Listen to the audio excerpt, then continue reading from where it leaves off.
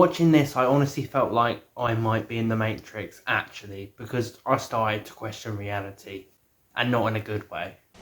I know exactly what you mean. Matrix Resurrections, look, I saw the trailer a while back. Obviously, I did a video about the trailer, saying how it looked god-awful and terrible. I'm actually shocked how terrible it was. Genuinely, you know, I'm genuinely in shock. You know, it's not something where I went in willing to hate this, but this is just so bland, lifeless, unoriginal, uncreative, boring, frustrating, pretentious, badly acted. Everything about it was just badly executed, and it's just another example of bringing back a franchise after so many years, crowbarring it into today's day and age, and thinking that we'll buy it. And thankfully, we're not buying this one, because this one failed.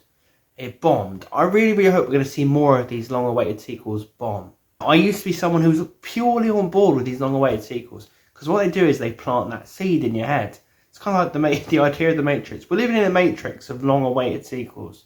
That's how they're trying to get into our heads on this. They plant that seed of what would happen if you saw Neo, Trinity and Morpheus again. What would happen if you saw Doc Brown and Marty McFly again? What would happen if you saw Lloyd and Harry from Dumb and Dumber again? And they plant that little seed in your head, and you're like, oh wow, yeah, what would happen? Not forgetting that you watched that film at a certain amount of time.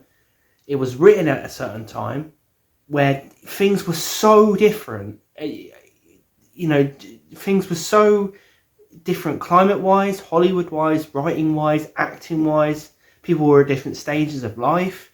Just saying, wouldn't it be good if we saw this again, is being proven to not be a good idea of making films. I hope people start to realise that all they're trying to do is just market you nostalgia. Just give you nostalgia. Get that little seed in your head. And every time it's disappointing. Every single time. There isn't one good long-awaited movie sequel. Dumb and Dumber 2 sucks. Bill and Ted 3 sucks. Terminator sequels suck. Halloween sequels suck. The Matrix Resurrection sucks. All of these things, Hocus Pocus 2 coming out, is going to suck. Because you can't recreate it. And to just crowbar it in shows me you had no respect for the source material anyway, because you don't realise what actually made it work. What made the first Matrix work? It came at such an incredible time. It fit its time. The original Matrix felt fresh, inventive, exciting, creative, unbelievable, incredible new visual style. This just felt sad, because that visual style doesn't cut it anymore. The amount of movies that have come out since The Matrix that have used the Matrix style, it's not new and original anymore. You have to give me more than that. To just bring me back and just put it in front of me. Do you remember this? Do you remember how cool it was? Well, yeah, I do, and that's why it's not cool now. This is literally the first Matrix film done worse. Simple as that. It's a lame version of the original Matrix. It's completely the same as the original Matrix in every way. The idea is that Neo is living a normal life. People bring him out of the Matrix. Then he goes back in to save someone from the Matrix. In the first film, it was Morpheus. In this, it's Trinity. That's it. That's the film. They try and convince you there's some more stuff going on. Like this time, the machines are like pets. They're nice. They're pretty nice and cuddly, the machines. Didn't want to see that, but okay, we want to see the machines pet-like. That was cringe. That was bizarre. That was odd. Just a bunch of new characters who are bland. I have no idea who this blue-haired girl is. I don't care what her name is. I think it was Bugs. She was so bland. She was so uninteresting. No one stood out. Think of the characters that came in Matrix. Trinity, Morpheus. I must say I don't remember the names of the other ones, but they were still cool. The other crew members. It just felt quite cool. It felt like there was a sense of excitement to these new characters. This is just bland characters. And a version of everything, but bland. Neo's back in this, but he's bland. Look, Keanu Reeves has not always been the best actor. He's got worse over the years. I don't know how Keanu's got worse. But Bill and Ted 3, all the shite he's been doing, Knock Knock, his acting's got worse. It really has actually got worse, and that's scary. How about I give you the finger? He looks bored. He looks uninterested. He delivers his lines in such a cringe, bizarre way, and he's not cool anymore, which is really sad. He's really presented as a regular guy in this.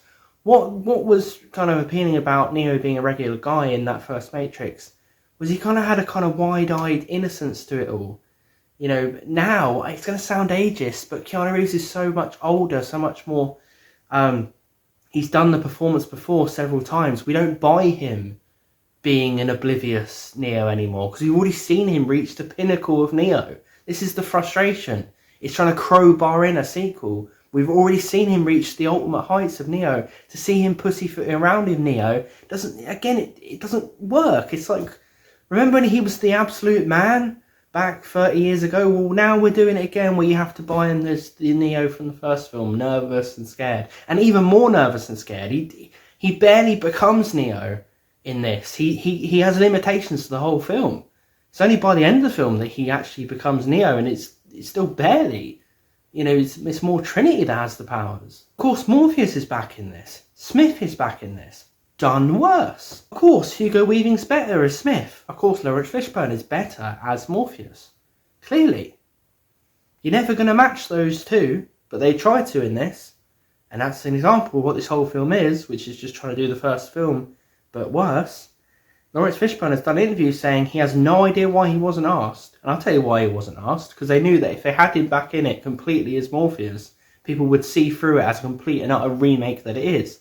And people have said to me, well, you can't have it both ways. Well, I don't want to make the sodding thing. So I don't want Morpheus in it as another actor, or Morpheus as Lawrence Fishburne. I don't want the whole freaking thing. The main villain was a cringe fest. Hugo Weaving was really menacing as Smith in those, even the second and third Matrix. Really menacing, really entertaining, really scary and creepy. Here, obviously, he's recast as a bland guy who looking like someone out of Baywatch, and he's not good at all. Hugo Weaving versus Baywatch guy. And then, of course, there's this other villain who is just doing a bland impression of Hugo Weaving. And he's really cringy, everything comes out of his mouth. And I'm just sitting there going, are you serious? Are you actually serious?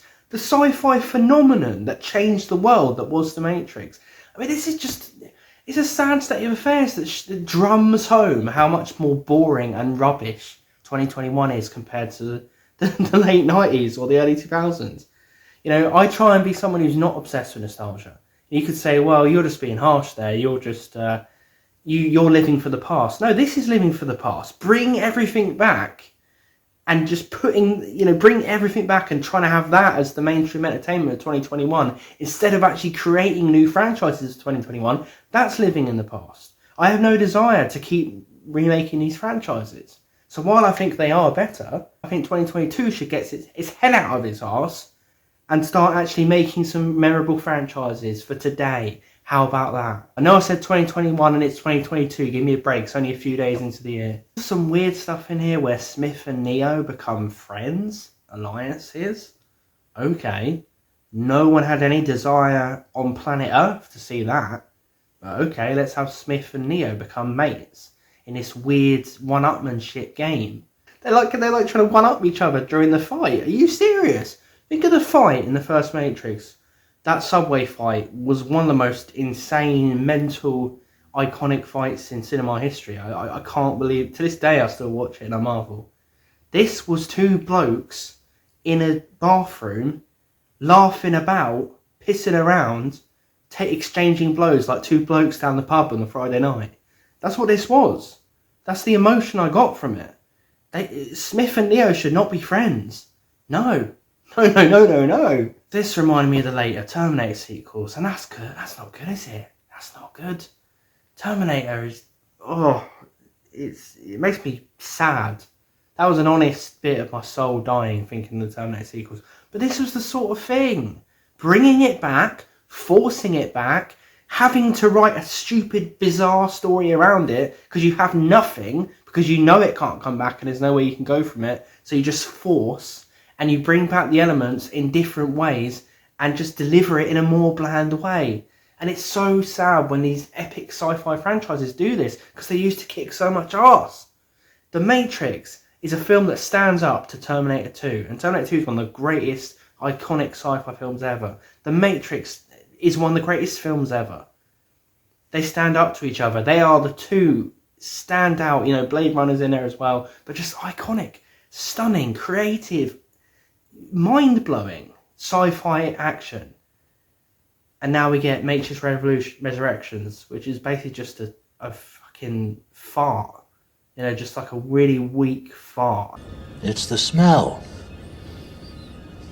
If there is such a thing. I feel saturated by it. There's nothing impressive in this anymore. You know, the fight scenes, I've seen them before, done better. The action scenes, I've seen them before, done better. You can't show me flipping cars anymore. Sorry, I've seen it in every franchise.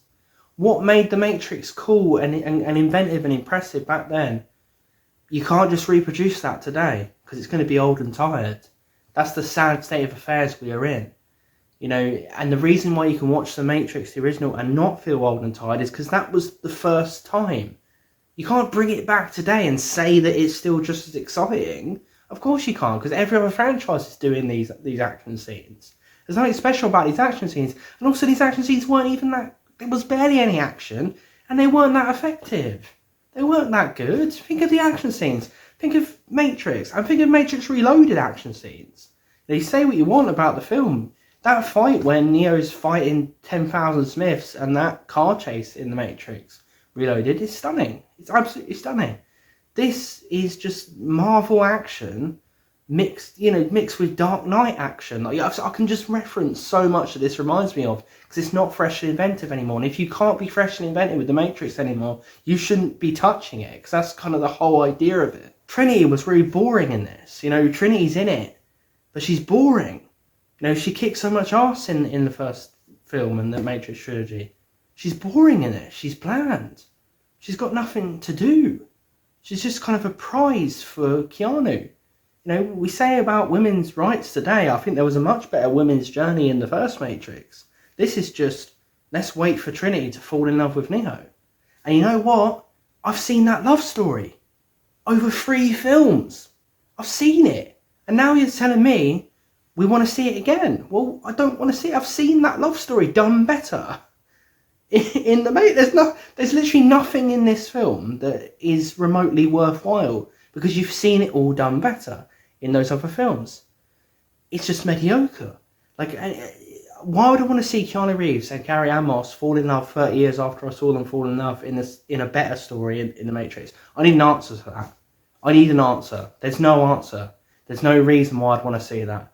And I can't fathom why anyone else would. Look at like all these things they bring back. Bill and Ted isn't funny anymore. Dumb and Dumber 2 is not entertaining or rebellious or anarchic anymore. It's not. Times have changed too much. You know, if you can't capitalise on what time is now, then what are we doing? If you can't find a slasher villain other than Michael Myers for today's time, what are we doing? If you can't find a sci-fi franchise that appeals to today's time, that says a lot about how today's time...